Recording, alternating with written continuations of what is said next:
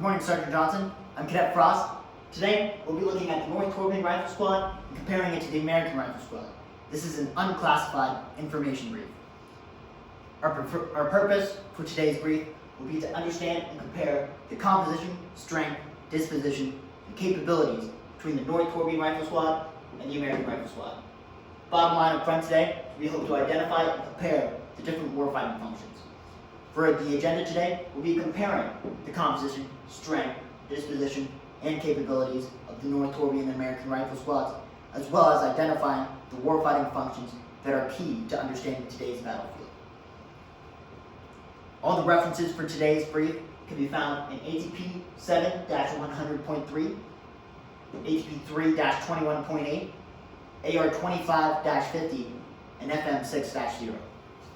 Starting off with the different weapons employed by the different squads, we'll see that the North Torbians use QSZ-92. This is the squad leader employing a pistol.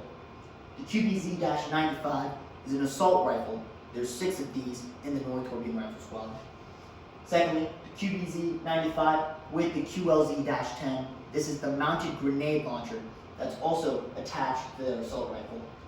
There's the QBU-88, a sniper rifle, unique to the North Torbian Rifle Squad, important for identifying our warfighting functions. Then, QJZ-89, a mounted general-purpose machine gun attached to their CSK-141 tactical vehicle. Then, there's the DZJ-08 rocket launcher. Find the equivalents in our American rifle squads. There's the M4, the M320 grenade launcher. There's no sniper rifle equivalent. However, there's an M2 attached to the Bradley Striker vehicle, and the DZJ and the AT4 rocket launcher, which is employed in American Rifle Squad as well. Looking at the strengths of the different squads, numbers is a big thing to look at. There's 9 soldiers in the North Torbian Rifle Squad, composed of the squad leader and assistant squad leader. The squad leader gets to choose which team he will command at any given time and give the other one to the assistant squad leader. The 2 teams would be the automatic rifleman team and the anti-tank team. We see that there's the driver, machine gunner, and assistant machine gunner, the sniper, the grenadier, assistant grenadier, and the rifleman in the North Torbian Rifle Squad. Whereas when we look at the American Motorized Rifle Squad, the squad leader, 2 team leaders for 2 teams, each with an automatic rifleman, grenadier, or rifleman. One is a marksman and one is anti-tank, which means he possesses the AT4. Then there's the driver and the vehicle commander as well, to make up the 11 soldiers in the rifle squad. Looking at the different vehicles employed, this is the CSK-141. As I mentioned before, it's a light tactical vehicle which holds all soldiers in the squad. This is essential to their fighting and to be able to accomplish their mission. And it's very similar in size and capabilities to the Striker, except for the fact that the CSK-141 is a slightly larger vehicle and heavier vehicle, which will be discussed in our comparisons later. Next, looking at key dispositions and the principles that make up the North Torbian methods of fighting. Overall, military doctrines are pretty similar when we look at the American Rifle Squad as well. However, some key differences to note here.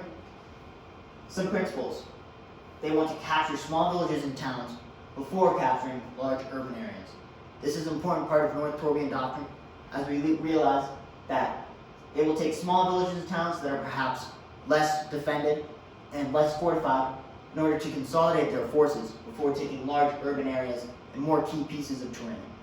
Another thing to note is that they wish to eliminate the enemy's fighting capacity and do not focus on territory. This means that if they need to seize key pieces of terrain, or if they need to sacrifice different areas in order to outmaneuver the enemy and to be able to destroy the enemy quicker, that is exactly what they intend to do. Looking at other pieces of their military doctrine, they wish to unify the command and coordinate. What we see here, though, that there's more political ties in this compared to the American Rifle Squads. There's a political presence all throughout the North Torbian military. Lastly, they will combine mobile war, positional war, and guerrilla warfare into their military doctrine, similar to the Americans who employ different types of doctrine as well. When comparing these squads, there are many similarities, similar amount of soldiers, comparable firepower, comparable military tactics that they use in the different squads. However, the differences are important to note as well. There's weak command and control at the squad level in the American Rifle Squad, being that we have one squad leader, whereas the North Torbian Rifle Squad has the squad leader and the assistant squad leader, which means that command and control will be enhanced at that level. However, when we organize it into the team levels, we'll see that there's weaker team organization for the North Torbians, whereas our team leaders are an essential part of our American Rifle Squads. Also, the strength in the numbers game is important as well. The Army fights 3 to 1, and our numbers are important to us. 11 soldiers compared to 9 soldiers is a big difference when looking at the American and North Torbian Rifle Squads, giving us the ability to outnumber the enemy and to be able to control them in capabilities such as assault, support by fire. Lastly, another comparison to look at is that the designated marksman with the sniper rifle gives the North Torbians increased capabilities for recon, which is not seen in the Americans. Having that greater firepower and that distance is an important consideration in their capabilities and their reconnaissance. Then, at the platoon level, the American Rifle Squad can employ stronger indirect fire capabilities compared to that of the North Torbians, as we have 120mm mortars at our disposal compared to 60mm mortars for the North Torbian platoon.